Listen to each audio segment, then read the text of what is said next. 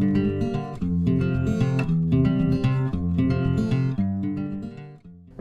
name is Brian Mullen, and I am the store manager at the shops at Oldies But Goodies.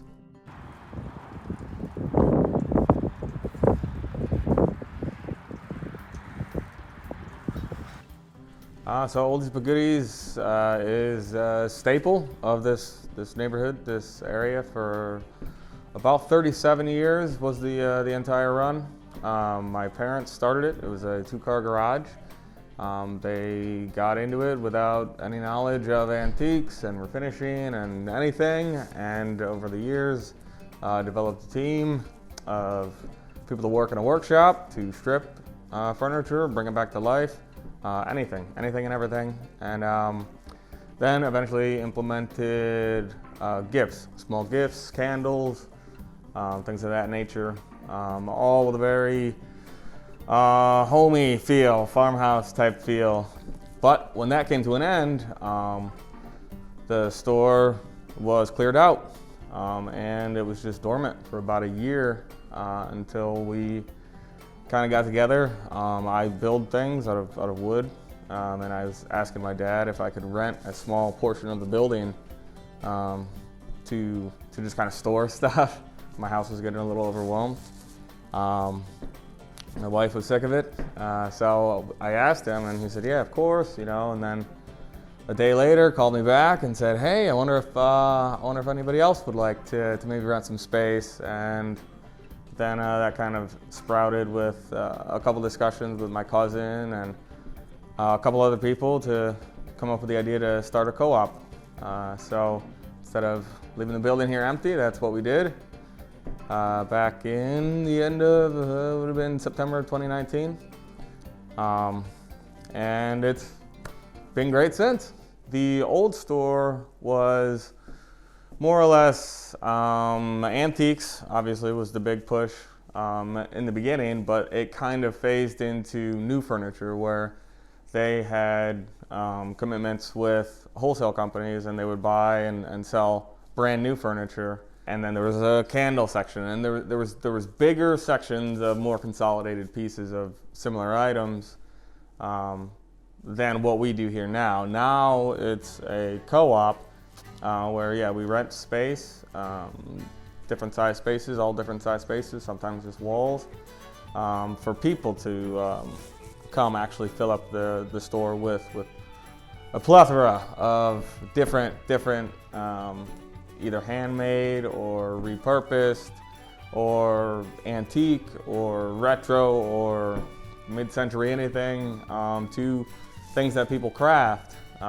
We have really a little bit of everything, and that's kind of what it is now. Some food items, some bath and body things, things that wouldn't have been in the store, records and baseball cards, basketball cards, and different homemade crocheted items, but still with a decent amount of antiques, which is something that a lot of the store was more filled with before. Most of the reaction's been very positive, very much needed in this time.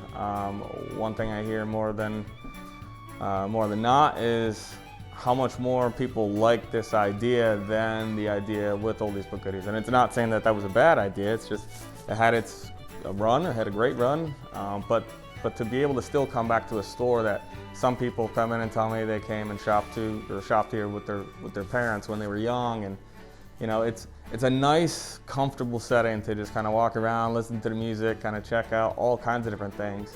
And with as often as things change, it's always new and it's always a little bit exciting. 80% of the vendors come in at least once a month. Most of them come in at least twice a month, sometimes 3 times. And it's a constant revolving door of new items, new inventory. Some people make the same thing over and over, and they're good sellers, so that's what they do. But it's you'll see changes, you'll notice changes already, even though we've only been doing this for just over a year and a half almost.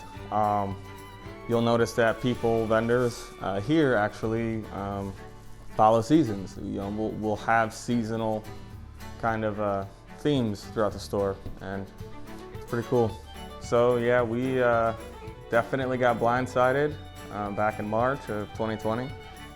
We, like everybody, weren't expecting a major, whatever this is, to happen.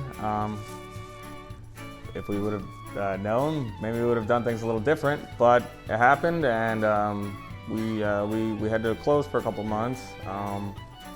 And we're just in direct contact with the health department, the actual head of the health department, throughout the process, and I was given great guidance on safe reopening, a couple different routines and procedures that we have to do now. But we've been blessed to this last couple months. You know, really, we weren't in a zone that was a high-risk zone, so we were able to stay open. But one thing that people have complained about is that we can't let them use our bathroom. But other than that, we haven't gotten complaints for not wearing masks or anything really in general of how we're operating day to day.